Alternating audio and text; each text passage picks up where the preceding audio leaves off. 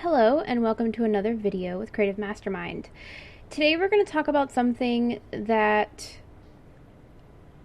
is hard for designers incoming to realize and to know that it's possible. We're going to talk about moving in isolation.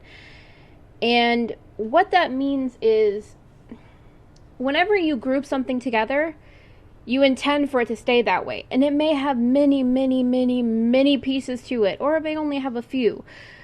But you don't want to have to ungroup it to then move something around, which tends to be what a lot of designers do, at least that I've come in contact with.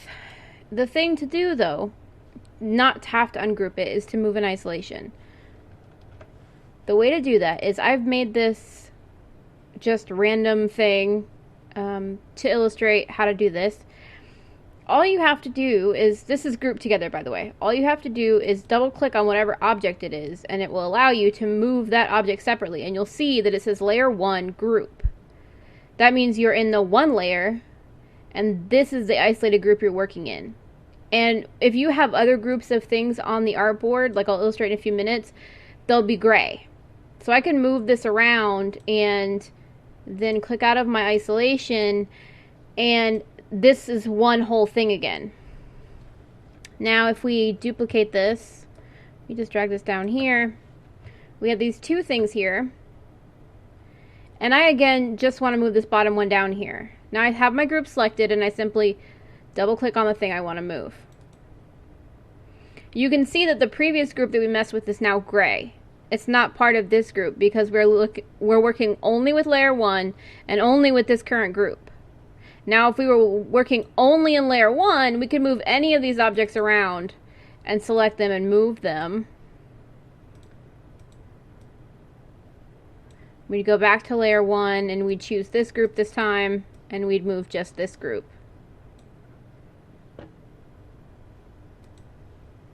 And this is really handy, like I said, if you have something that is 6 million different pieces, like you've live traced something in Illustrator, it can be a pain to have to ungroup that and reselect each item, and then the possibility of reselecting it, you lose its current position in its lineup inside the layer. And you can see they're broken down. If I were to ungroup this, and something position-wise got messed up, and when I went to reselect it, let me move it down a little bit farther. If I were to go to, that is not what I wanted to do. If I went to reselect it, I'd end up selecting all these items along with it, instead of just being able to select the one item I need. Now, of course, we can do it the simple way and just get these guys back together here. But that isn't always the case that people realize. And this is way down here, so it makes it seem like that's part of this, and that's not what we want at all. Again, moving in isolation helps you move things, that you didn't necessarily think you could move separate from the rest of the items. It's really helpful for anything you're working on logo-wise. You can isolate right down to, if this is a subgroup here, the more items you have, like more groups you have inside a single group, like if this is its own group, if it were 2 words and each one of these is its own group, it'll demonstrate that across the top here. It'll show you layer 1, group A, then group B, and then group C. It will show you all of these items across this top bar, so you'll never be confused as to where you are located in your isolation. Moving in isolation is also really good because not only does it keep it grouped, but it keeps you from haphazardly clicking something else and trying to mess with it. Like I can't click on these items down here because I'm not isolated in their group. So when I'm moving items, if you were to make something and then you were to group it together and then realize you messed up and something's not in the right place and you ungrouped it and you tried to move something, you have that possibility of moving something else you don't mean to move. And that can screw up a whole document without even meaning to. Thank the heavens for Control Z, because that's the saving grace here. But this keeps you from, like I said, clicking on things that you don't want to be editing. I'm trying to click on it and it's not working. because all you want to do is mess with this group and this group alone, so this gives you the ability to do so. Now, it's not just moving items in isolation. You can also change items in isolation. Like, I can change this font size, the font type, even the font color in isolation. Isolation isn't so much just moving, but it's editing as well. And like I said, you can change anything. You can even add in, say if I want this to be a big thrifty square here.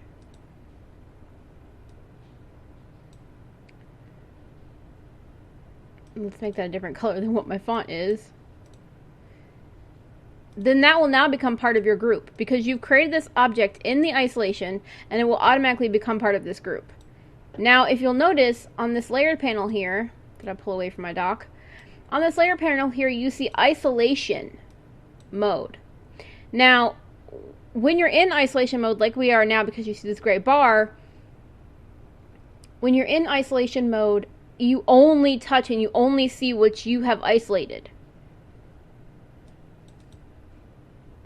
All the other groups, like this one down here, isn't available because we are only isolating this top group. Now back out of this group. Now we have all of our stuff for layer 1, which all these items are in layer 1. So I can attach one of these, tack one of these items, and take it apart in whichever way I please. As you can see, our square has now become part of layer 1, because in isolation mode we added it in with our group here. Now if we back out of that, we have no more isolation mode and no more gray bar across the top indicating isolation mode. We are officially back to our regular document editing style. And we can easily go back into isolation mode simply with a double click.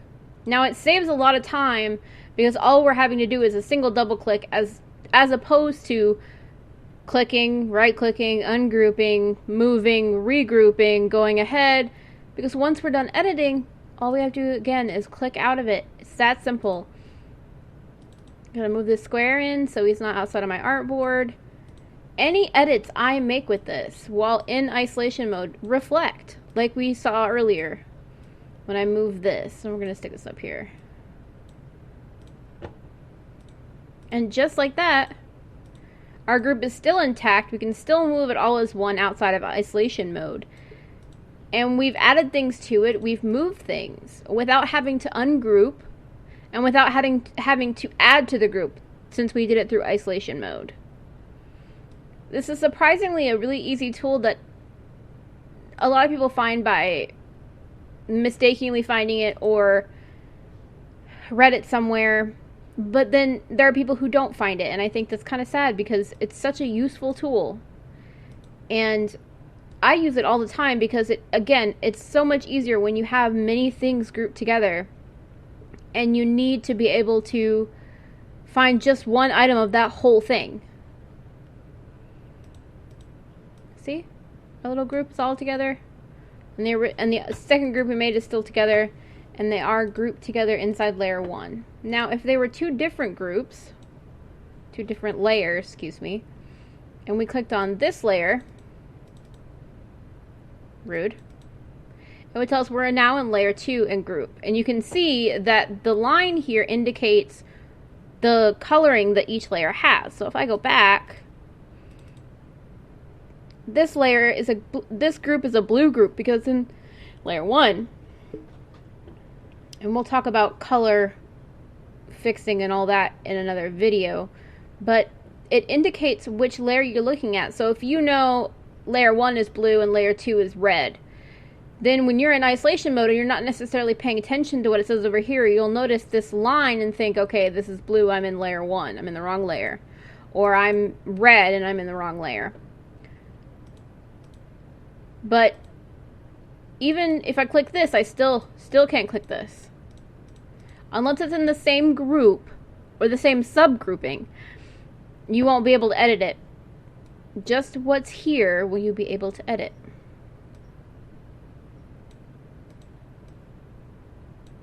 Sorry, that was annoying me, and now it doesn't look any better, but